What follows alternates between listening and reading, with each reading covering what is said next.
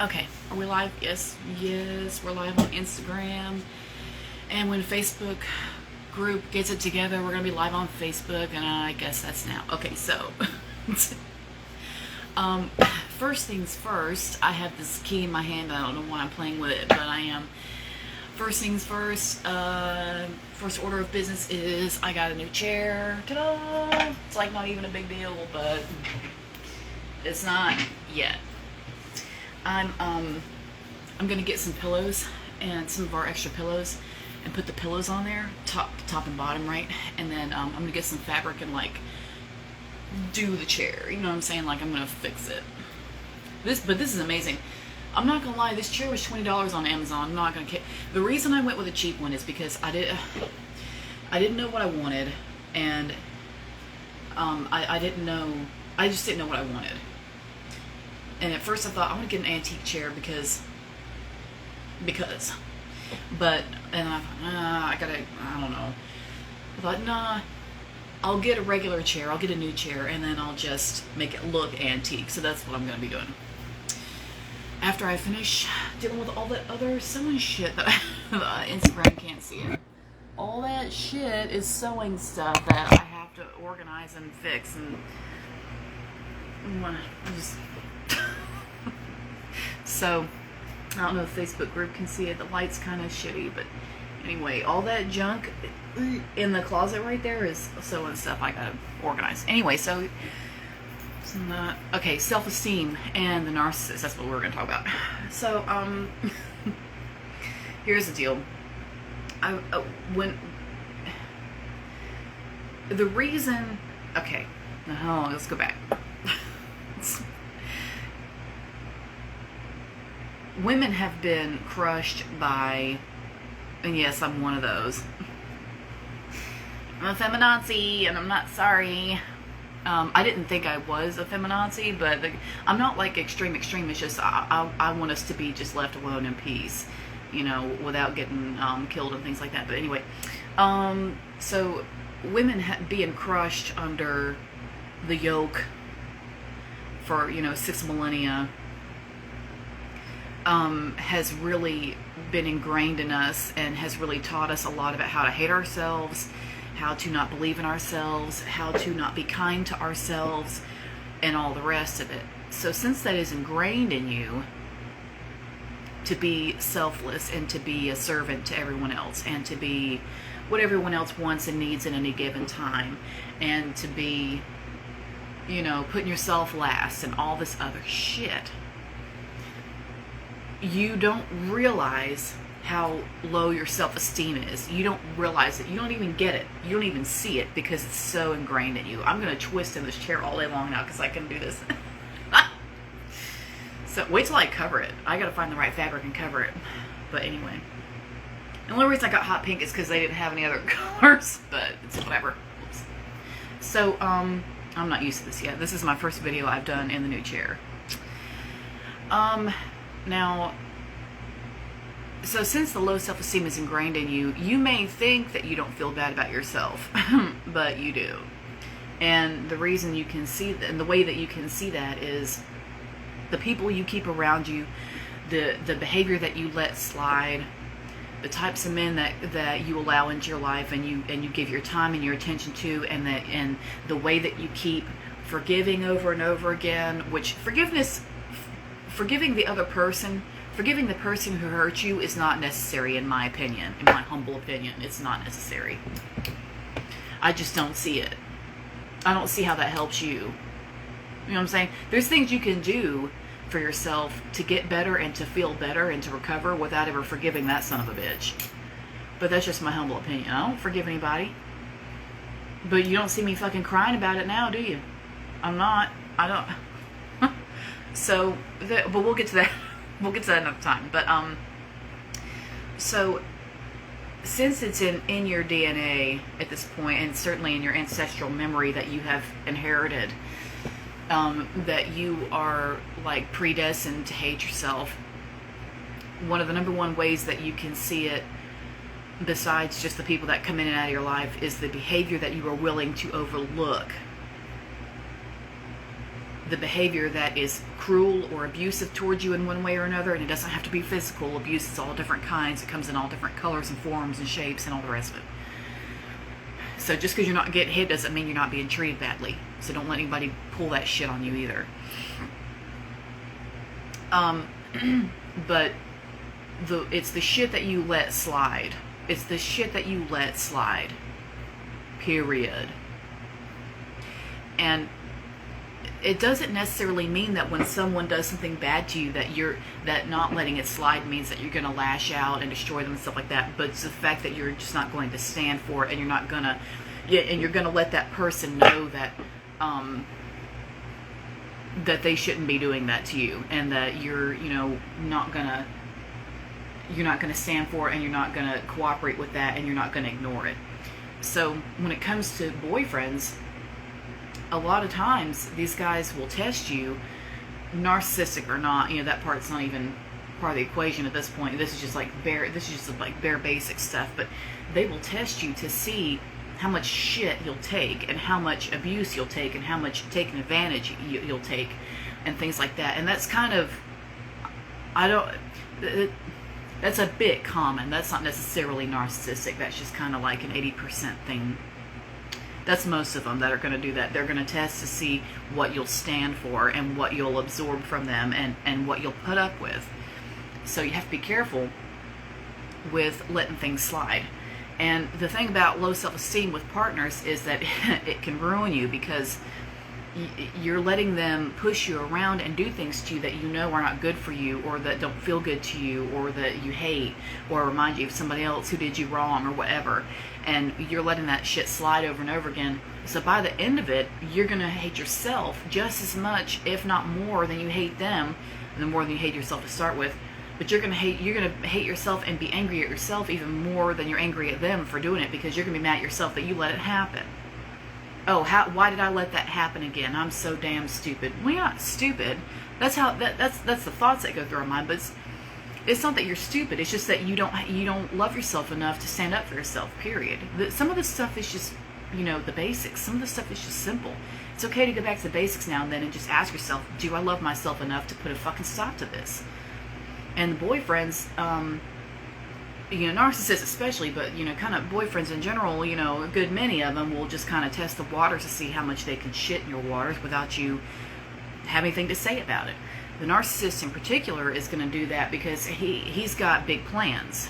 And the narcissist builds this fantasy that they've got set up, where you're going to get everything that you've got your heart set on, all your heart's deepest desires, things like that. They tap into that stuff, and they find out what you love, what you're into, what your desires are, what you have your heart set on, what your goals are, all those things that they know, that they've realized that you think might be kind of impossible to accomplish, but it would just be amazing if ... and it'd just be like your dream come true. They tap into that shit because even the narcissistic NPD people are crazy. They are, just say it. Even though they're nuts, they sadly have a genius, a flicker of genius in them, because they do pick up on things, and subliminal things that you do, and messages that you send out that you don't realize you're sending out through your behavior and your body language, etc. And they pick up on little things, little tiny things that you'd never imagine. And they take note of that, and they hang on to it, because what they're doing is they're going to use that against you later. But the point is that they're building the fantasy world, and they're building it bigger and bigger and bigger every day, so that you're stuck there, because they're going to have you thinking, well, if I just stick with him, I'll get whatever it is, fill in the blank, that I need so much. And it may not necessarily necessarily be a goal that you have in mind, or something like that, or something you want to achieve, but it could just be something you need, like acknowledgement, attention, caress, general love in general, nurturing, acceptance, whatever that thing is that you think you're lacking, that you can't get in your life, from anybody in particular. They smell that the way a shark smells blood, and they pick up on it, and they're very, very good at that. And this is why I keep saying it's a crying shame they don't work for the government, putting that talent to use, for the people. Instead, they just ruin women. But anyway, it's just a shame they can't do something better with that, because that's a skill. But so when they get you reeled in like that and have you in the fantasy thing, they can play with your self-esteem and they can use it against you. One of the things, they'll have moments where they build you up and have you thinking you're some kind of a demigod. You know what I mean? Like they'll build you up and they'll worship you and stuff like that. They expect the same in return, but they'll do it to you for show, because they don't really mean anything they say, right? So they'll do it to you for show, and also to have you, to keep reeling you in, especially if they think you're getting away. Like the times that I tried to break up, oh my God, I let it happen. It's my own damn fault. Looking back, I have only, in a way, I have only myself to blame, because it's my fault. I let it keep like continuing. But the low self-esteem, you're letting people like this into your life because you're sending out little subliminal messages that say, I'm available for this kind of shite treatment, and I'm available for this, and this is what I'm used to, this is what I accept. Or even if, and you can send out messages in a million different ways. It doesn't have to be, something with your body language or whatever. One of them, a narcissist, can get you talking and get you running your mouth about yourself real quick, because they have to. They have to learn about you so that they can mirror you and have you thinking y'all are the same, and that y'all have so much in common, and you don't want to lose him, because you won't find anybody like that again who's got that much in common with you. Really all he's doing is pretending to be you, because they have no damn identity. So once he gets you talking about yourself and gets you into your emotions and stuff like that, and start talking about your past and start talking about your father or somebody like that, or whichever male figure earlier in your life really did you wrong and like has you going down the path you're going down now with the boyfriends and the cycles and shit. He's going to get you talking about that so he can learn what your deal is. And as soon as he picks up on your fears and things like that, and picks up on your low self-esteem, and picks up on the things that you've been through, and the bad stories from other awful boyfriends and stuff like that, and you're hoping that he doesn't do that to you. The thing is, now that he's got that information about you, he can use that, because he's thinking, okay, so this is what she's used to, so I can probably get by with this because this is what she's used to. NPDs in particular aren't the only ones who do that. That's a little bit common, but because men, they know, narcissistic or not, that part doesn't matter a lot of the time. They know when they're doing the wrong thing, period. Okay, they know when they're doing the wrong thing. They know when they're hitting you. They know when they're screaming at you. They know when they're breaking stuff. They know when they're following you and terrorizing you. They know when they're using you. They know when they're raping you. They know when they're using you for your body. They know when they're making you feel bad. They know when you're crying because they said something wrong and they did wrong. They know that. They're not dumb. They play dumb. They can't wash their own clothes, but they know how to ruin your mind. Okay? So you have to be careful, and you have to just keep that shit in mind. So the narcissist especially knows what they're doing, because it's, most of the masculine common qualities that you see, but just, really ramped up in the narcissist. But that's basically what you're dealing with. It's all about me, look at me, well, goddamn it, I'm going to do what I want, and you can stick around or go die. It's this, there's a bit of a gray area. There's a little bit of a gray area. And by a little bit, I mean a lot. I try not to bring that up a lot because I don't want to discourage everybody. But I can't lie to you either. I can't lie and be like, oh, no, it's totally different, because they're not totally different. They're somewhat different. But, so when the narcissist picks up on the bad self-esteem, that's fuel like nothing else. And they'll use it against you, and they pick up on it, and they can smell it. And when you start feeling good about yourself, and you start, like, something happens, you'll have a dark night of the soul, or you'll turn over a new leaf, or you'll read a book or something like that really changes your mind about things. And then all of a sudden you start changing your mindset, and you start changing how you think and how you see the situation. And then you're starting to get ready to break up, because you're realizing you don't need him after all. So once you get into that, once you step into that arena, and they start acting up real bad because you're trying to break up and you're trying to get away, and you're confronting them on things, or you're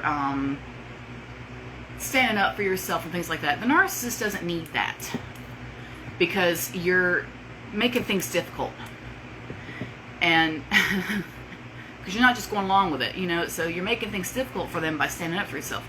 When you have that, and you may have to have that dark night of the soul or whatever that is for you, where you start to realize you've got to have better self-esteem before, you know, if you want to stop attracting assholes.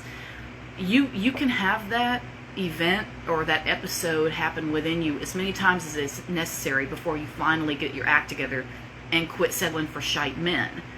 And I had to do it probably about 10 times before I finally quit attracting, number one, attracting assholes, and then if that, you know, settling for that shit.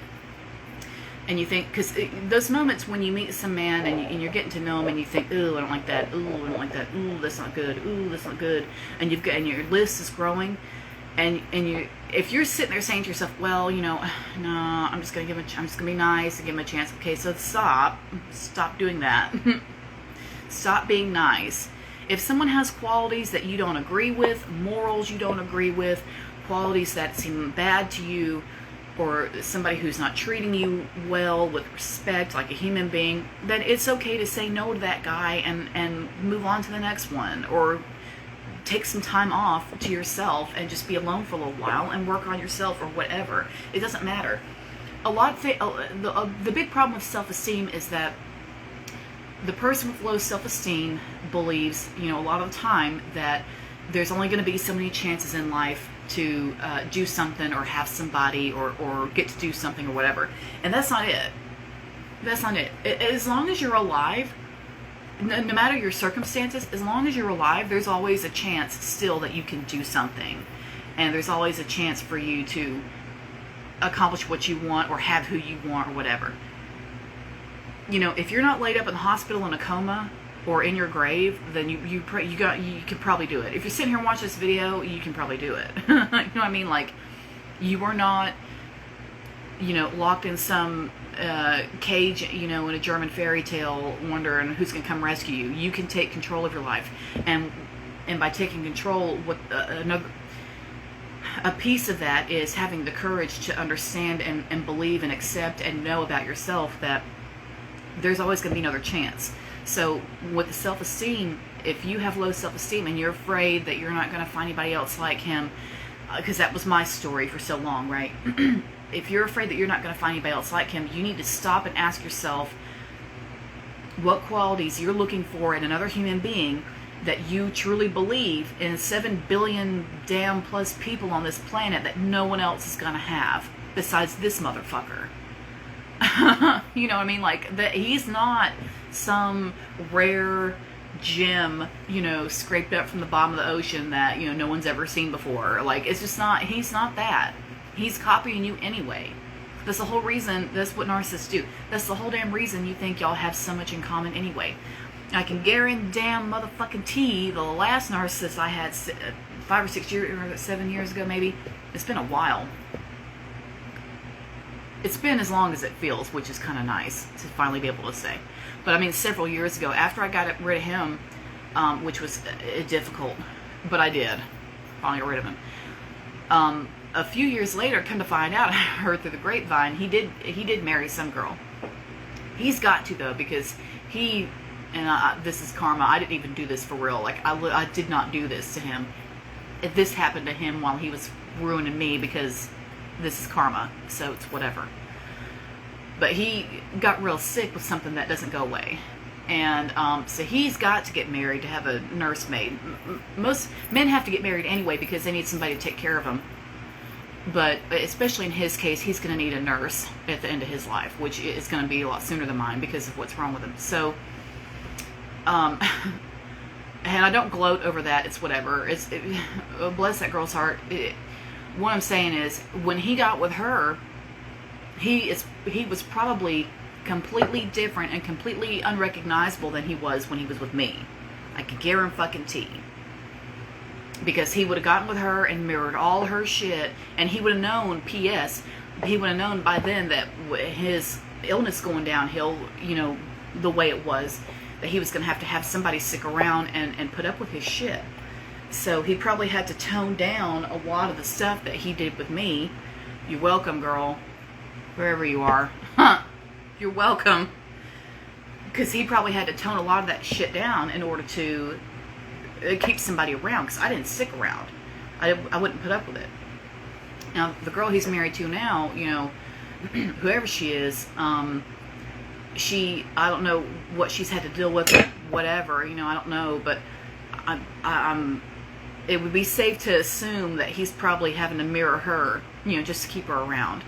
And he doesn't have a choice now because he's got to have somebody clean up after him, you know, anyway. But now he's going to have somebody at his bedside and helping him in and out of a wheelchair in a few years here. Because he has the kind that progresses. According to what he has said that he doesn't know I know about. So, her self-esteem is probably would have to be to settle for him and to marry him, which I almost did. I'm not talking bad about her. It's not that. I almost did. Almost fucking did. But for her to be doing that, and yes, I've seen a picture of her, and yes, she's pretty. She's fluffy. She is fluffy, but she's pretty. And she seems like a sweetheart. I don't really know that much about her. I'm just going by a couple of pictures I saw of her, but she seems fine. But her self-esteem is probably as rock goddamn bottom as mine was in order to put up with his shit. So the thing is, if she stays that way, he's golden. He's good to go. You see what I mean? But if there ever comes a day when when she snaps out of it, like I did, he's going to be just at a loss. He's going to be screwed because he's not going to have anybody to take care of him or listen to his shit. He got mad at me one time because I got in the shower in the evening. I always bathe in the evenings before bed. I get my day over with. I get my sweating done. Whatever. I go places. I collect germs from all those places in public, and I come home. And then at the end of my day, I take a shower and I scrub all that shit off, and I go to bed nice and squeaky clean because I think that's appropriate. So that's my routine. So it was in the evening one time, and I took a shower. I got in there, and out of habit, because we were in my goddamn family home, and I have my own habits, and that's it. I got in the shower, locked the door behind me, because the bathroom door, because I just always do. Women have to lock doors wherever they go, because there's always somebody trying to see with your pants down. So, you know, women bend over to pick something up off the floor, and like the whole world stops to look. So. We're in a habit of locking the door behind us, period, point blank. There's no other way to say it. And that's just what I did. Even in my own home, that's what I did. And I was stripped down, got in a shower, like I always do. And he jiggled the handle and saw that it was locked. And I was in trouble. I was in trouble. When I got out of there, he was pissed. He was angry, and he let me know that I'm not supposed to lock the door when I'm in the shower. This was my family home that me and my relatives lived in, my blood relatives. He was coming to live with me in my bedroom because, come to find out, he was too afraid to face his wife and divorce her, and it was easy to have both of us. And P.S., I was getting her yeast infections. He didn't. But he passed them on to me. So this is the problem. They screwed 3 different women in 1 week, and they don't get any symptoms or any issues, but all of us get each other's yeast infections. Everybody doesn't have $40 or $50 to go down to the drugstore and get a damn Monistat 3 to put in, or 5, or whatever it is now. Monistat 10, some shit. The egg on the application. No, everybody doesn't. I was broke at that time. And I got her a yeast infection, and because she was doing God knows who, but anyway, apparently she was still in love with one of the baby's fathers or something like that. So it's whatever. But I was getting her yeast infections, and there was one night when I let him sleep in my bed, and I slept on the floor in my own bedroom, and he let it happen. He let me do all that. But that's what was going on. I was sleeping on the floor, and I was itching so bad on the inside I thought I was going to scream. And it was like 3 in the morning, and I got up. I couldn't take any longer, and I got up, and I just got my shoes on, and I went to Walmart, and I spent the last of my money. I spent the last of my money, whatever I had, on Monistat, on the overnight one, because I just couldn't. I was like, no, I'm not doing 3 days. It's tonight. It's going to be the next 24 hours. This is going away. I can't. I was pulling my hair out. So I got that done, and I got that over with. Like, you know, so he did a lot. He did a lot to me. And probably to her too, to be honest. But I'll never know the truth about any of that, because he lied a lot about her. But, including the fact that, you know, they were supposed to be getting a divorce. They didn't split. He didn't even serve her divorce papers until about 6 months after I left him. So that, you know, he kept telling me that they were splitting. They weren't fucking splitting. It was great having 2 women who were afraid to lose him. That was great. So, but we both had low self-esteem. I knew she did, because the more I learned about her, and the more the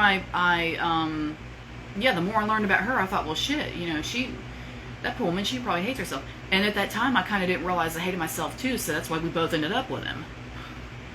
You know. But the moral of the story of all this is that once you start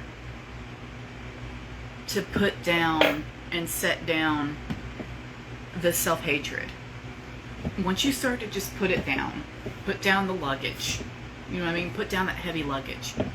Once you do that and you really start to release it and just let it go, things can really change for you.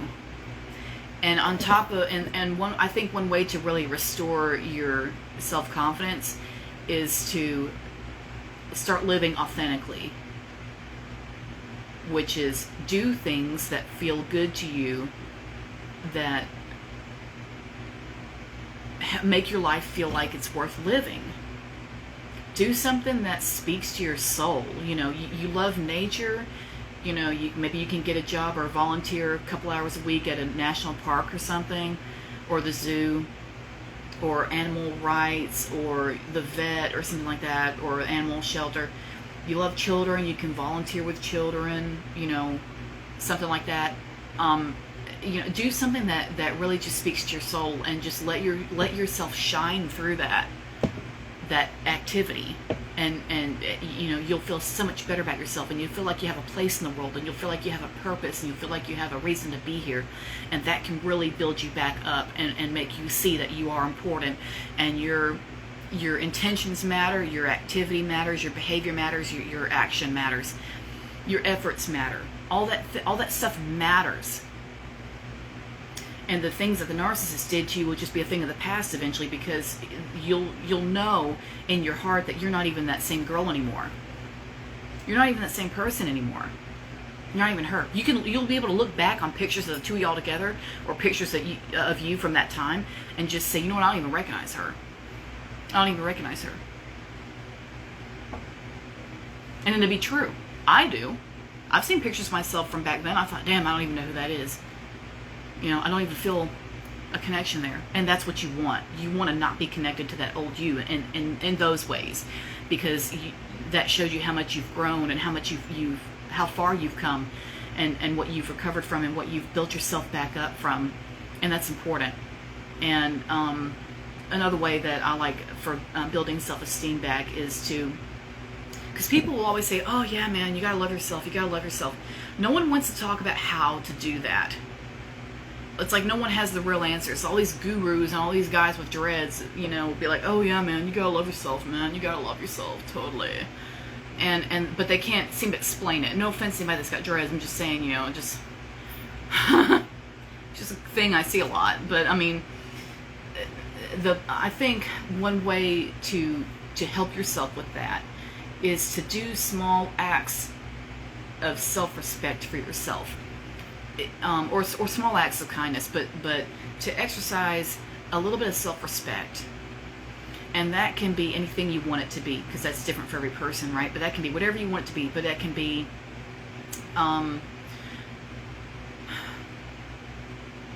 leaving an event when you're tired. You're not staying because you want your friends to not feel lonely, or you want to seem like you have a social life, so you better stay for the whole thing because you get out. You know, you're not worried about that. You're getting tired, it's time to go. You eat something that's healthy for you instead of, eating something that's not healthy. Eat something that's healthy for you. Have respect for your body. Have respect for your temple. It's important. You live inside it. It's important to take care of it. Things like that. Just like small acts of self-respect. Just basic things. And as you do that, you'll be able to build up, and you'll be able to see that you deserve the good things you're doing for yourself. And you can build on that and start making bigger and bigger moves. You know what I'm saying? So it's just things like that. And then that can build up to putting your foot down with somebody who's talking to you like shit. And you'll have the courage to stop and say, no, wait just a goddamn motherfucking minute. Okay? Shut the fuck up. For a second. Just shut up. Like that time I told that guy to shut up when he came to the pharmacy yelling about his atorvastatin. Whoops. If you saw that video, if you go to look at my YouTube, it's called That Time I Yelled at a Patient. He wasn't like laid up in the bed. It wasn't that. I was working at the pharmacy and he came in and yelled. And I yelled back. That wasn't necessarily a self-respect thing. I was just back at home is what it was. But the idea of standing up for yourself, that is self-respect. And I did. After I yelled at him and raised my voice back to him, he huffed and just like walked out. So it helped. What I did made a difference, but I wasn't doing it for him. I was doing it for me. But I was reliving my childhood in that moment, and I was standing up for my inner child, I guess. I don't know. I just had to do it. But he was yelling at the pharmacist, telling her, and he was like, and then I said, you can't come up in here and just get loud and have everybody hang their head and cry a tear and start doing what you want. You think just because you're a man, if you get in here and yell loud enough, that everybody's just going to stop and do what you want. That's not how it works in here. We have rules, and we have federal laws. And his eyes were the size of softballs. You could tell that he had never been told to shut the fuck up before. And he paused for a second, and he goes, well, she started it, pointing to the pharmacist. I said, no, you're the first one who yelled.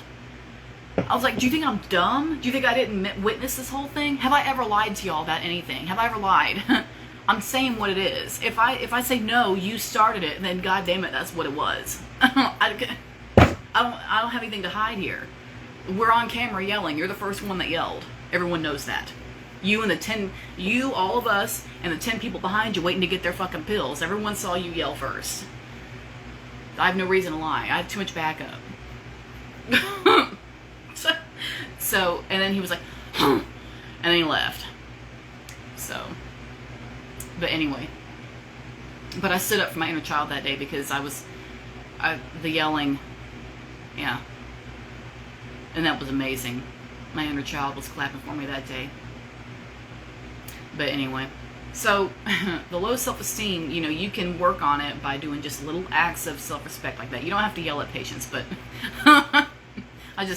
that day I got by with it. But Americans these days are real sensitive and they're real emotional, and because they don't have any cultural outlet. They don't have culture anymore. They let all that get taken away. And they don't have any identity anymore, so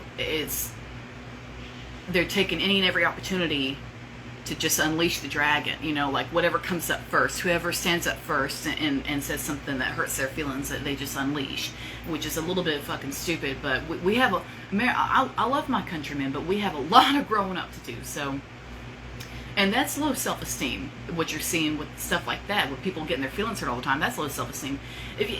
If somebody says something dumb that you don't like, oh well, move on. You got your life to live. Why the fuck would you let yourself get wound up over one asshole in one store or something like that? You know what I'm saying? So, but like I say, I'm getting off topic, sorry. But with the narcissists especially, they can smell that low self-esteem. They're very good at picking that out. And if you can get yourself to a point where you are not going to stand for shit any longer, and you know that there's better in the world, and there's better out there, and that you can have somebody genuine, as long as you don't give up on yourself, that will lead you to not giving up on men, and that will lead you to not giving up on finding a good partner that actually cares about you. And things can really start to get better once you start saying, okay, you know, I got to look at myself, and I got to look at why they like me so much. Why do these guys like me so much? It's because you're easy to push around, because you hate yourself. I've done a lot of things to myself, and I've tortured myself in a lot of ways because of my low self-esteem. And it's a mistake I'll never make again, and it's a road I'll never go down again. I refuse to, because it's just, I can't live that way anymore, because I'll ruin my life. Low self-esteem will ruin your life. I saw a girl's video on TikTok where she actually said that same thing I've been saying. You know, so a lot of us at least are vibing right now, which is good. And she says, low self-esteem will ruin your life. You will be doing things that don't feel good to you. You'll have bad people in your life, blah, blah, blah. Of course, it can lead you to off in yourself, you know, which has happened a lot to people. And none of that shit is worth it. You're a spirit, you're a soul that is here on this planet to do something good and important and meaningful and righteous. And your life matters. And the things you do matter. And there's no use in you turning yourself inside out over one son of a bitch who just has mental problems, who's never going to get treatment because he can do no wrong. You know, don't lose yourself. Don't lose yourself over him. He's not worth it. Because let me tell you, in years to come, you'll look back, and really with the internet, with Facebook and everything, you can probably look the son of a bitch up and see what he's doing now anyway. Especially if he's proud, a lot of his stuff's going to be set to public, so you could probably see a lot, because he's proud of himself. But you can look back on all his stuff that he's been doing and see what he's up to now, and what his life is like, and the choices he's making now, and who he's married to now, and whatever else. And you can see that he's still doing the same old fucking bullshit, and you look at yourself and see how far you've come. If that helps your self-esteem, I don't care, do it. And, you know, as long as you don't start having flashbacks and start freaking out and stuff like that, you know, when you see his picture or whatever. But if you want to go back and just, like, see that he's still the same asshole, and you've grown and you've flowered and flourished, and you're doing better, if that makes you feel better, I see no harm in that. I'm going to be real, I don't. I see no harm in that. And yes, I have done that for myself. And yes, I've done it more than once. Because it felt good to know that I had grown from that experience, and that I had grown from that chapter of my life. It wasn't so much about comparing me and him as it was thinking about the girl that he knew in me, and the girl that he knew, and the girl that he had, and what she was like, and how much she hated herself and destroyed herself, and that he thrived on that, and that I'm no longer that person now. Now I'm somebody bigger and better and braver, more brilliant, and he could never compete with that, and he could never touch that. That's what matters, is comparing yourself to who that person knew you as, who doesn't even that person doesn't even exist anymore. That can help your self-esteem. If you want to go look at his profile and he's doing bad and he's broke and, you know, living on the streets, or, you know, married to somebody who's not exactly you, and you want to laugh about it because it make you feel good, I don't care. Go do it. It doesn't matter. It's like 5 seconds of you gloating. So, after all the damage he's done to you and everybody else, and you think it's, and people have you feeling bad about, or feeling like, you know, you're immature because you went back and looked at his profile one time and laughed at him for 5 seconds? No. No. You're not putting people in the mental hospital. Okay, he is. So it's okay for you to go and laugh at him for a few minutes online because it makes you feel better, because, you know, you're not stuck with him anymore. That's okay. I think that's okay. Don't obsess over it. You know, don't get carried away with it. Find yourself. Find your center. But, you know, I give you a free pass to go and do that if you want to do that. I've done that. So what? And it felt good. It felt good to know I was no longer that person. It felt good to know that the trophy he had on his shelf was my old shell of a person who doesn't even exist anymore. It's like having a figurine of a movie character from a movie that got deleted from everywhere. You know what I mean? And it's like it's not even there anymore. It's like it doesn't matter. It doesn't even matter. That person doesn't even exist. But that's all he knows about you. That's all he has is that person that doesn't exist. Let him have that person. So what? You know what I'm saying? Like, you've come a long way. Give yourself some credit. You gotta give yourself credit for stuff. It matters. So, but like I say, you know, if they can smell that in you, if the narcissist especially can smell that in you, and they will go for you because they think that they're under the impression, and in so many ways they'd be right, but they're under the impression that you're available for certain treatment, and they can sniff that out.